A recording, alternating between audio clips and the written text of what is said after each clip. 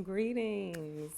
Welcome back to my YouTube channel. My name is Jeannie Nicole, and I make videos on faith, lifestyle videos, and basically anything that affects women and womanhood. Okay.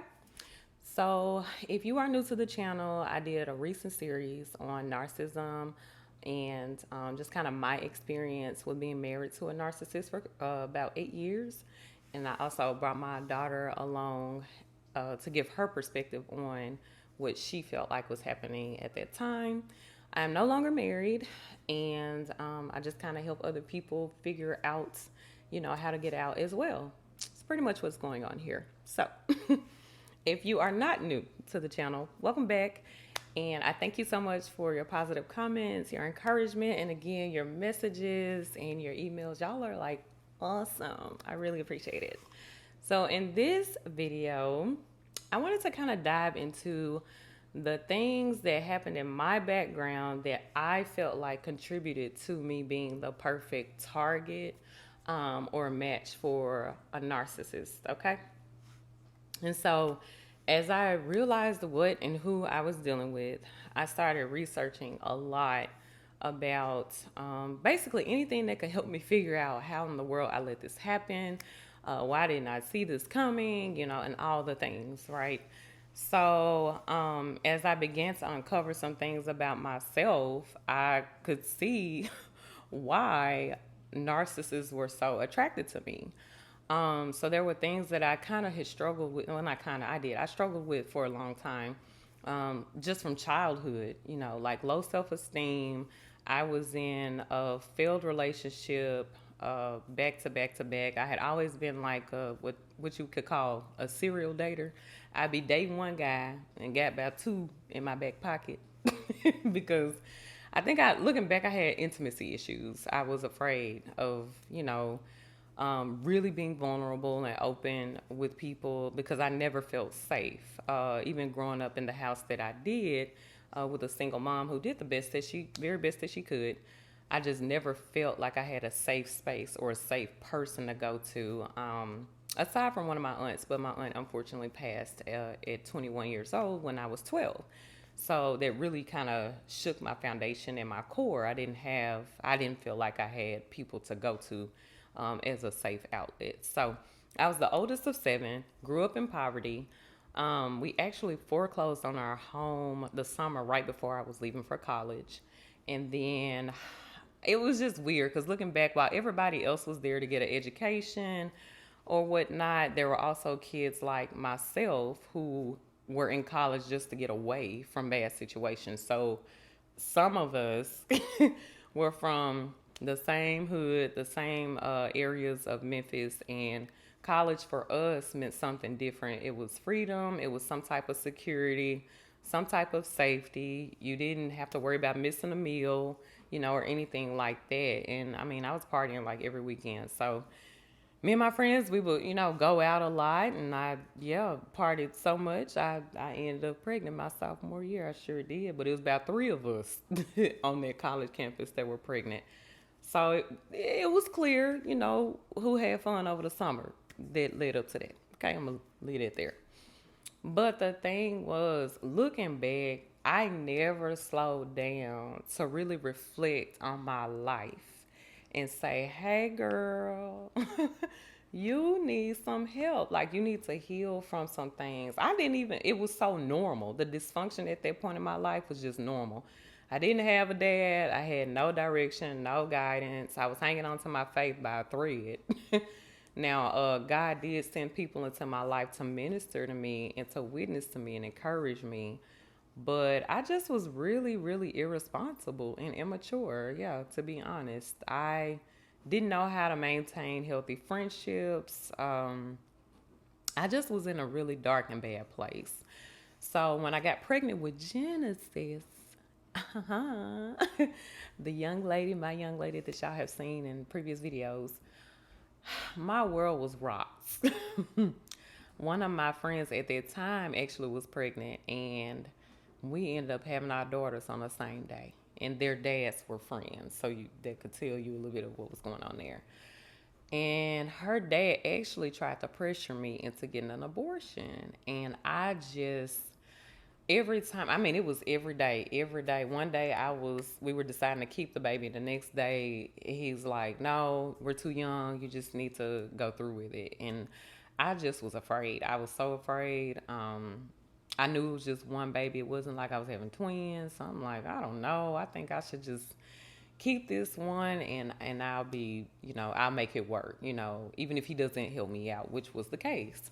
So I ended up keeping Genesis. Obviously, she's here. She's a young adult, and she's just wonderful, wonderful young lady. But I didn't know what I was getting myself into. I was just glad that by the time she was a year old, she was still alive.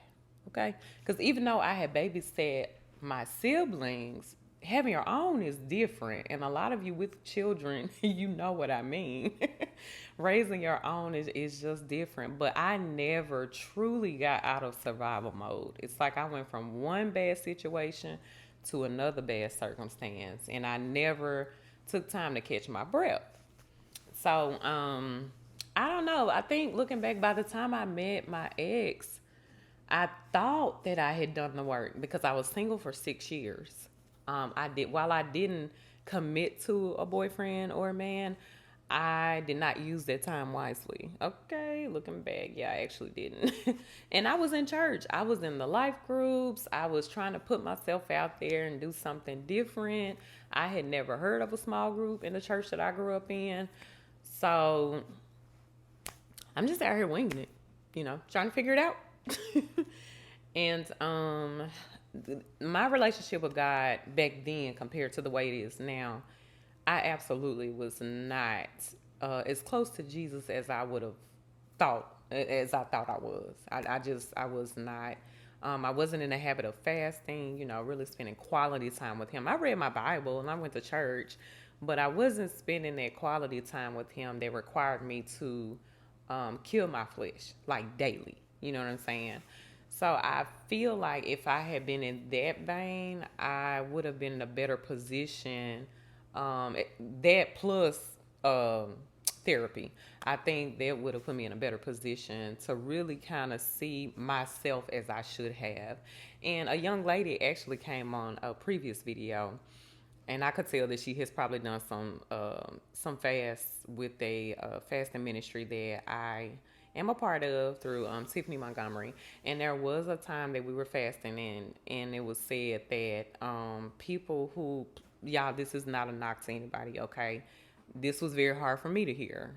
I will be honest at first, but the Lord did show me some things about my heart.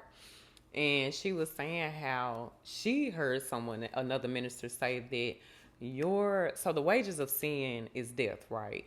And when you commit the sin, you don't really know what wage you're going to get for that sin. But one of the wages of the sin of idolatry is your narcissistic spouse or partner. Initially, I was like, I don't know about that. But then I prayed about it, asked the Lord. I'm like, okay, well, what was I idolizing? I don't even know. I didn't feel like I wasn't a materialistic person. You know what I'm saying? He wasn't even making no money, really. So what was it? Child. What I was idolizing was being accepted and showing other people that I was worthy of love, and I was worthy of marriage. So yeah, that was my idol. Hands down, hands down. And obviously I paid, for it, but God's grace has been more than sufficient for me, and it is for you too. you know it's available to all of us. But yeah, looking back, all of those things, the broken home, not having a covering through my father being a grandiose narcissist, and then my daughter's dad, her biological dad, being a covert narcissist as well, and his mom, she was a Jezebel. She still is a Jezebel, but I'm gonna leave that story for another day. And I mean, just running into things, well, not running into things, but allowing things like that into my space, because I just had no idea of who I was, you know.